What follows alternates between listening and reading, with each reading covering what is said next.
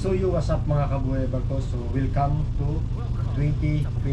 So this time mga kabuhay barko, sa video na to is salary update tayo mga kabuhay barko. So itong salary na to mga kabuhay barko is sa aking shipping company lang mga kabuhay barko, or sa current company ko ngayon. Kasi syempre mga kabuhay barko, bawat company is may mga different yung mga salary niyan mga kabuhay barko. So para sa inyo guys is sinulat ko talaga sa inyo yan isa-isa. Ayan. So, para at least kahit paano mga kabuhay barko is meron kayong idea kung magkano nga ba yung mga salary by rank dito sa aking shipping company.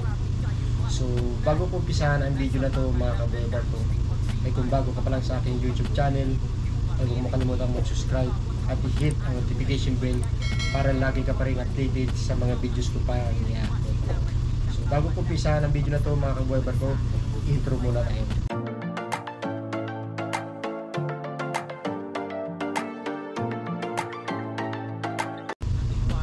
So ayun guys, balik tayo ngayon sa ating topic. Kung magkano nga ba yung mga salary ngayon or yung bagong update ng aking shipping company or ng aming shipping company. So nag-increase kasi kami mga kabuhay barko nung last September 2024. So naisipan ko mga kabuhay barko na i-vlog ulit itong salary, kasi at least kahit pa paano is magkaroon ng idea yung mga kapwa ko marino, kapwa ko seaman na gustong maghanap ng mga shipping company na medyo matataas ang sahod mga kabuhay barko. So hindi na tayo magpapaligoy-ligoy mga kabuhay barko. So unahin natin is yung deck department mga kabuhay barko. So unahin natin, so iisa-isahin natin mga kabuhay barko yung mga salary nila o yung by rank. So unahin natin mga kabuhay barko is yung deck department. So unahin natin mga kabuhay barko is yung pinaka lowest rank. So yung deck cadet mga kabuhay barko. So yung deck cadet mga kabuhay barko is ang sahod nila dito is $550. So sa piso mga kabuhay barko, so kung convert natin sa palitan ngayon na so 57 lang mga kabuhay barko yung ating convert ng Philippine money. So sa 550 pesos mga kabuhay barko na sinasahod ng isang deck cadet is 31,350 sa piso. So yung sunod naman mga kabuhay barko is yung ordinary seaman. So sa kontrata niya, ang sinasahod niya is $1,120. So sa piso is sumasahod siya na 63,840. So ang susunod naman natin mga kabuhay barko is yung EB o yung tinatawag na able seaman. So ang able seaman ngayon mga kabuhay barko dito sa aming shipping company is sumasahod ng $1,600. So sa piso, sa palitan na yun na 57 is 91,200 sa piso. So malaking pera na rin mga kabuhay barko. Malaki na rin pala yung sinasahod ng isang able seaman dito sa aming shipping company. And take note mga kabuhay barko, bali sa kontrata pa lamang yan, wala pa dyan yung mga bonuses, extra at yung mga overtime. So kung kasama yung mga nabanggit ko is umaabot minsan ng 2,000 plus mga kabuhay barko. So yung susunod ko mga kabuhay barko is yung buson, yung tinatawag na boatswain mga kabuhay barko. So sahod ng buson dito sa aming shipping company is $2,100. So sa piso, sa palitan ng 57 is 119,700 peso. So malaki pa rin ang sahod ng isang buson dito sa amin. So kumpara sa ibang shipping company mga kabuhay barko is sumasahod lamang isang buso ng $1,800. So take note nga pala mga kabuhay barko, itong salary na to mga kabuhay barko is sa isang bulk carrier mga kabuhay barko. Kasi itong barko ko na nasakyan ngayon dito is isang bulk carrier. So balik tayo mga kabuhay barko doon sa by rank. So ang isusunod ko mga kabuhay barko is yung third mate. So ang sinasahod ng isang third mate is $3,200. So sa piso, sa palitan ngayon is 182,400 pesos. So palaki na tayo ng palaki mga kabuhay barko, ano? So, sa napabagit natin is palaki na ng palaki yung mga sinasahod nila. So ang susunod ko mga kabuhay barko is yung second mate. So ang second mate mga kabuhay barko is sumasahod ng 3,700 US dollar. So sa piso, sa palitan ngayon is 210,000 pesos or 210,000 pesos 900. Yan. So sunod ng second mate is walang iba kundi ang isang chief mate or isang chief officer sa barko. So yung sinasahod niya mga kabuhay barko is 7,700 US dollar. So sa piso mga kabuhay barko is 438,900 pesos. Wow! Ang laki mga kabuhay barko, di ba? So almost kalating milyon na ang sinasahod ng isang chief officer dito sa aming shipping company. Ano pa kaya kung kapitan na? So ang susunod natin mga kabuhay barko is walang iba kundi captain or master. So dito wag na kayong magtaka mga kabuhay barko kasi talagang laging malaki ang sinasahod ng isang kapitan. So ang sinasahod dito mga kabuhay barko ng isang kapitan dito sa aking shipping company is 9,600 US dollar. So sa piso mga kabuhay barko is 547,000 pesos and 200. Wow!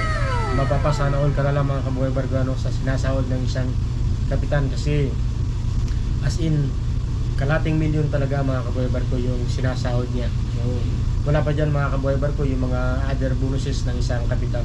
So proceed naman tayo mga kabuhay barko sa engine department. So base rin sa nasabi ko kanina is doon tayo mag-umpisa sa pinaka lowest rank. So katulad ng engine cadet mga kabuhay barko, unahin natin is yung engine cadet is sumasahod ng 550 US dollar. So sa piso 31,350.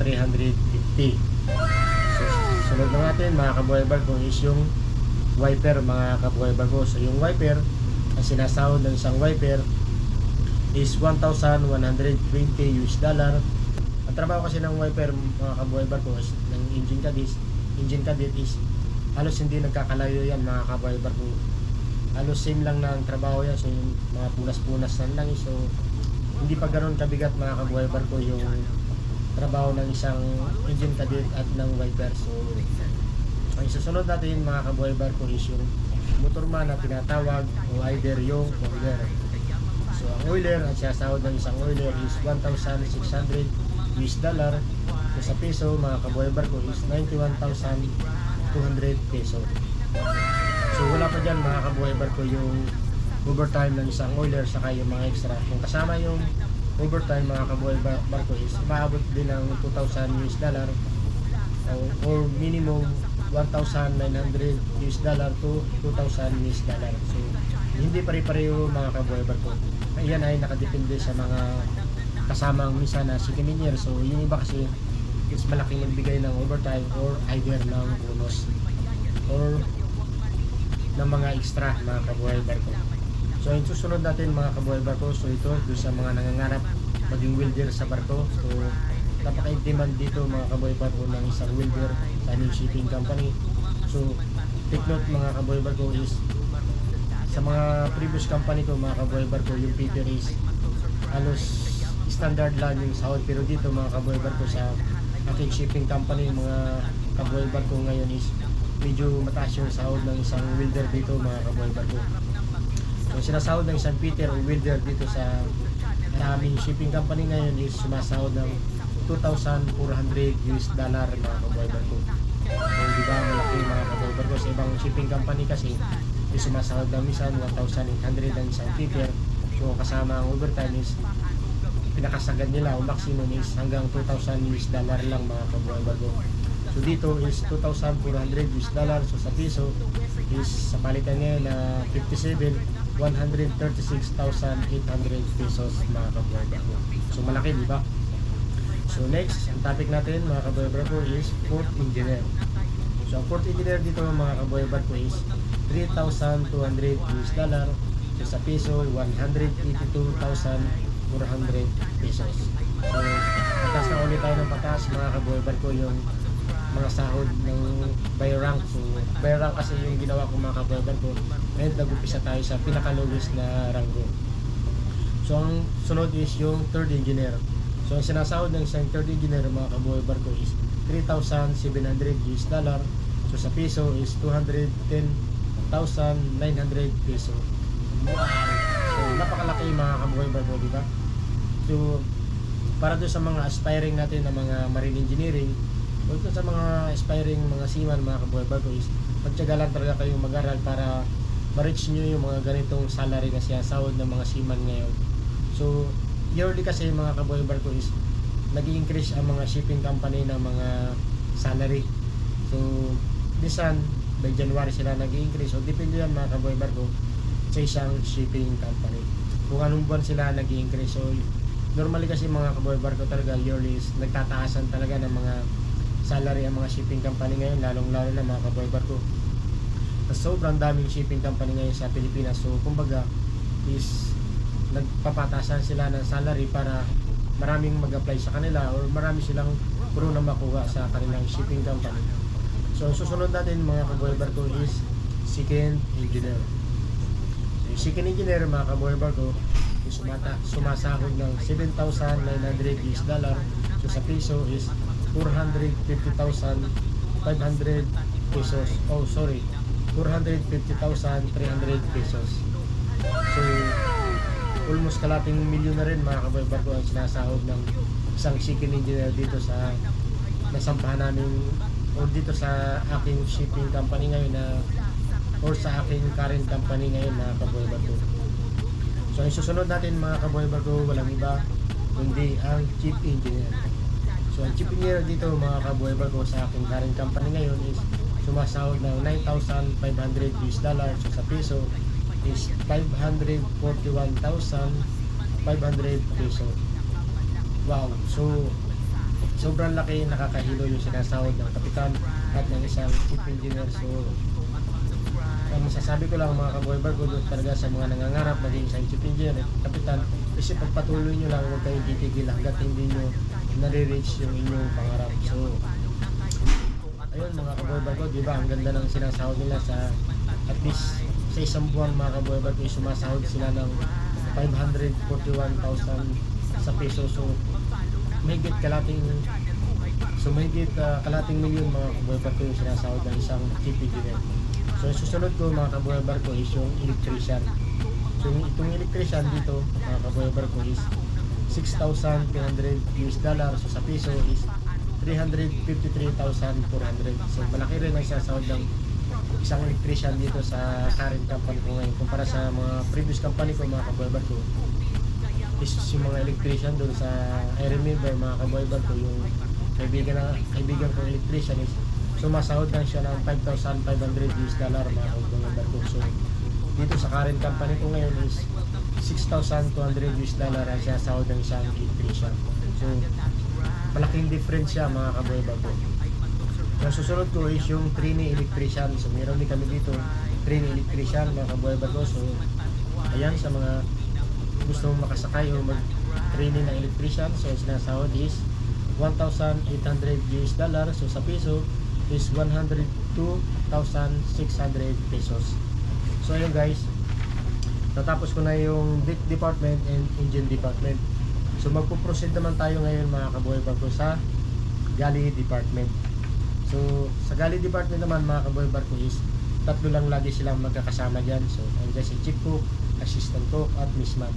So unahin ko mga kabuhay barko si chief cook. So sinasahod ng isang chief cook dito sa aming company ngayon is sinasahod ng $2,200 US. So sa peso is 125,400 pesos. So ayan sa mga nangangarap maging chief cook sa barko. So ito lang yung so andito mga kabuhay barko yung medyo mataas-taas na sahod ng isang chief cook sa barko kumpara sa ibang mga shipping company.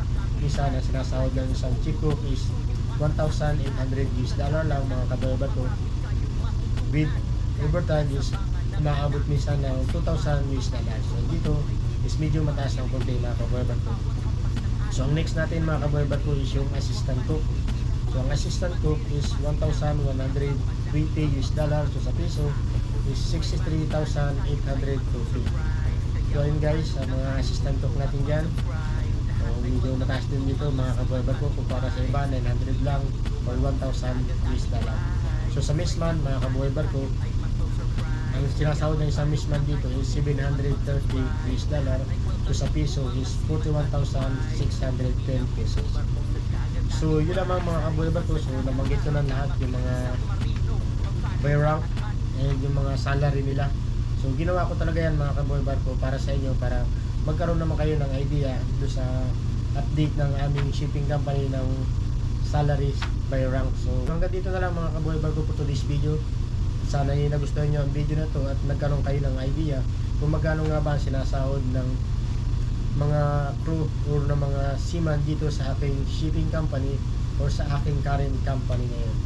So kung nagustuhan ang video na to mga kaboy barko, ay huwag mo kalimutang mag-subscribe at i-share ang video na to para magkaroon pa ng idea yung mga nangangarap maging isang seaman kung magkano nga ba sinasahod ng mga seaman sa barko. So hanggang sa muli mga kaboy barko, see you in my next videos.